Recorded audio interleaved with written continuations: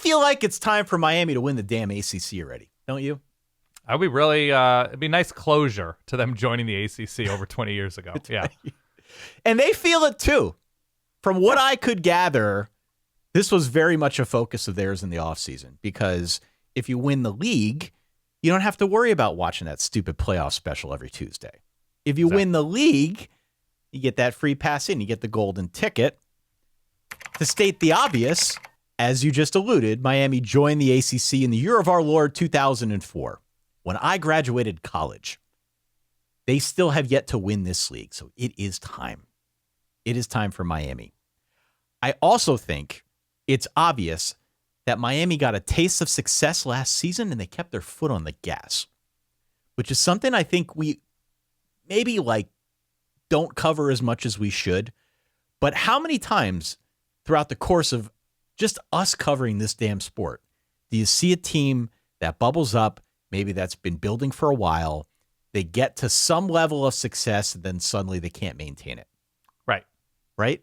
For sure. We do not have that in any way, shape, or form with this Miami team. Now, there could be injuries, like if Darian Mensah gets hurt, if some things go off the swivel, then yeah, maybe that's a different conversation. But this is very much not a team that acted as if they got to where they needed to be and they were cool with it. They very, very much kept their foot on the gas, and I appreciate that.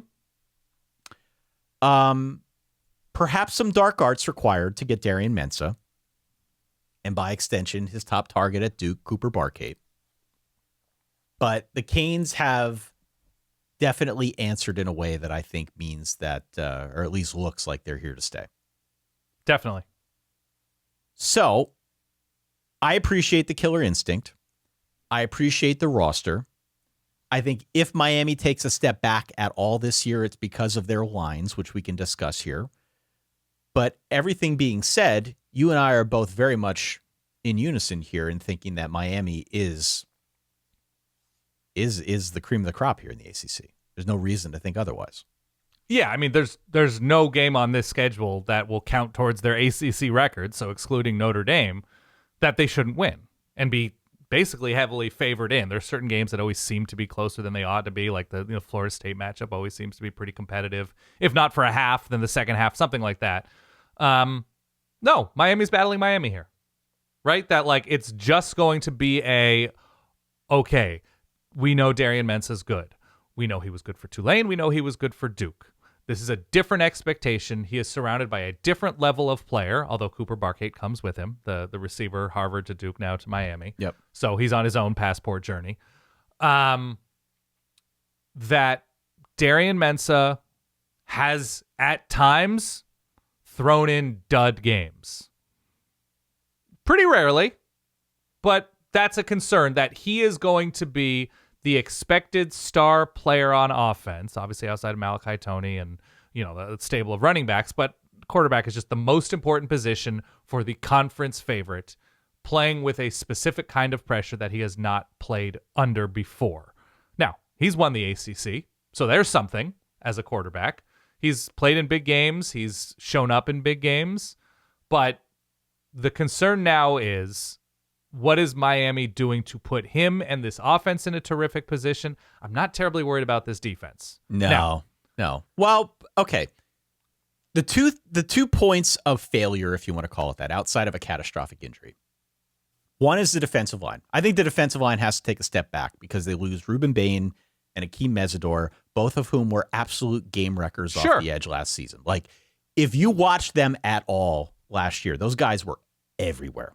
Yeah. They were freaking everywhere. That's why they're both now in the NFL. Obviously, very talented pass rushers. Perhaps more importantly, though, really good edge setters. Mm-hmm. And we saw that manifest in terms of how they played the run. They were forcing opposing running backs back inside. They weren't getting beat to the outside. It was a huge part of why this Miami defense was so successful last year. Yep. This season, they're trying to bring in Damon Wilson from Mizzou. They succeeded, by the way. They brought him in. Yeah. What I mean, though, is they're trying to bring him in and integrate him as the next big pass rusher, somebody who can provide something of the same disruptive force off the edge. I think he can do a lot of that. I don't think he's as good as an edge setter.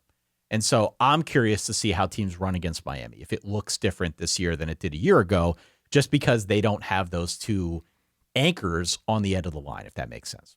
I think that's fine. I just don't think there's a team on this schedule, again, that will count towards their ACC record, that is going to be good enough to do it successfully for 4 quarters to the point where they are winning that game.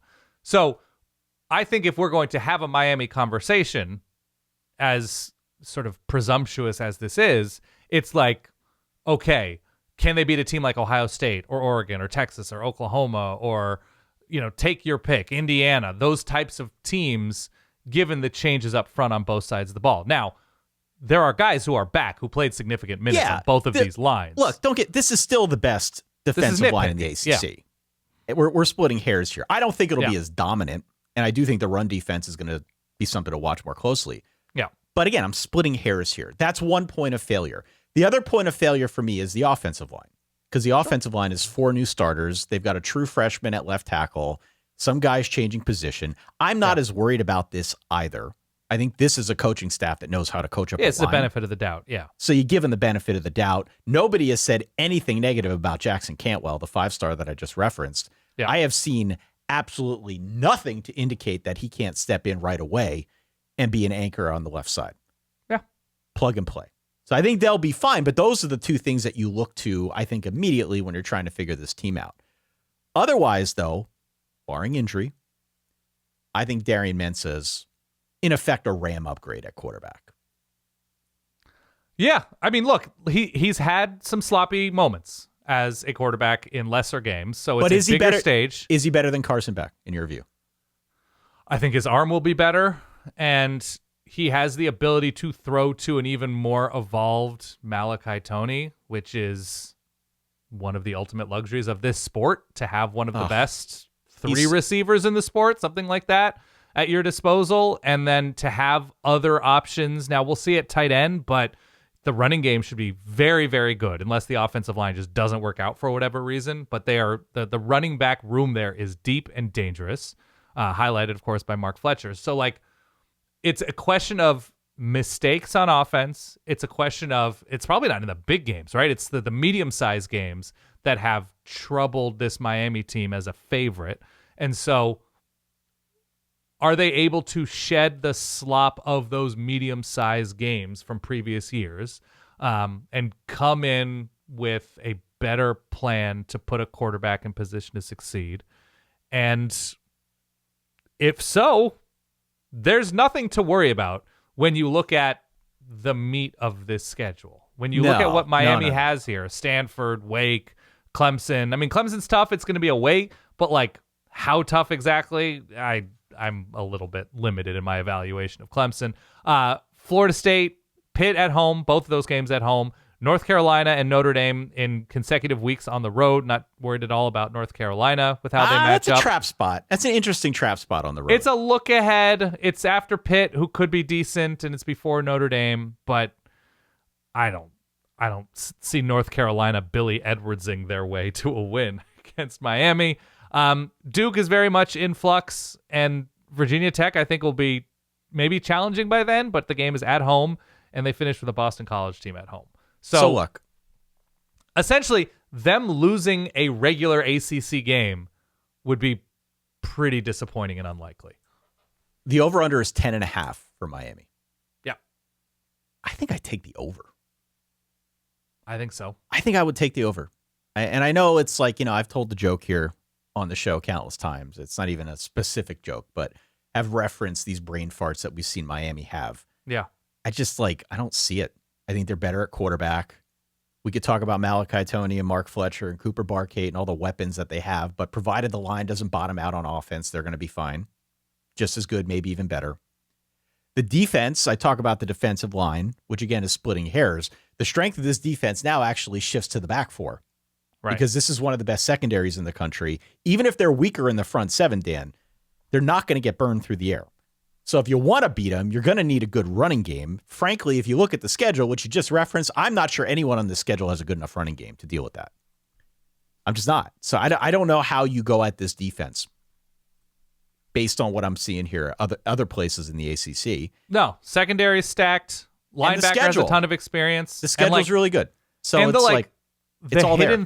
The hidden thing with this schedule too is they don't have a random week 7 Friday night in Berkeley or in Dallas, right? There's no long trip in the middle of the season. I want to say they open at Stanford, which we don't exactly know what Stanford's going to be like under Tavita Pritchard. Davis we have a Ward pretty commission. good concept that they don't have a roster to beat Miami in week 1. Yeah. So I like the advantage of not having that cross-country travel, because they probably should have lost that Cal game a couple of years ago. But otherwise, I just think it works out really well. And if we're previewing Notre Dame on this episode, we should mention that game looms huge. Obviously not necessarily for an ACC record, but as a measuring stick as to where both of these programs are mid-year, when that was the game last year that essentially decided who would or wouldn't be in the college football playoff. Yeah. So, I mean, I don't think you could ask for a better schedule. The toughest game is week 10 on the road at Notre Dame. Mm-hmm. Not a conference game. Otherwise, outside of a Clemson game in week 5, everything else of real substance is at home. Again, the over-under is 10.5. I think I'd take the over. I like this team a lot. I was skittish on them last year. That's on me. It was a really, really good team the full way through, even though they had a couple moments here and there. Miami's winning this conference. Yeah. Full stop. I can't wait to see the creativity with which they use Malachi Toney. Like, he's going to get the Steph Curry, Reggie Bush gravitational treatment. They're going to line him up in different places. Defenses are going to have to shade to him, and it's going to open up, in a perfect world for Miami, a ton for this offense.